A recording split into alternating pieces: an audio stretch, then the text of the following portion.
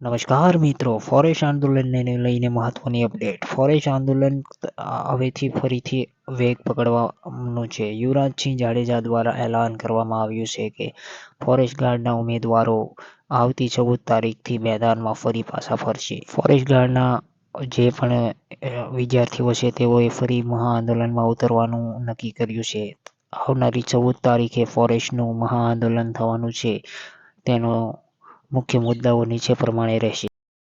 તેના મુદ્દાઓમાં CBRT પદ્ધતિ રદ કરો, ફોરેસ્ટમાં જગ્યા વધારો અને બધાના માર્ક્સ PDF સ્વરૂપે બતાવો તે આંદોલનની મુખ્ય માંગણીઓ રહેશે. આંદોલનનું સ્થળ 14 તારીખે ગાંધીનગર ખાતે રાખવામાં આવ્યું છે. બધા વિદ્યાર્થીઓને આવવા નમ્ર વિનંતી છે. જે પણ વિદ્યાર્થીઓ ફોરેસ્ટ ગાર્ડની તૈયારી કરી રહ્યા છે બધાએ આંદોલનમાં આવવું જરૂરી છે, કેમ કે તેઓ પોતાના હક માટે લડી રહ્યા છે.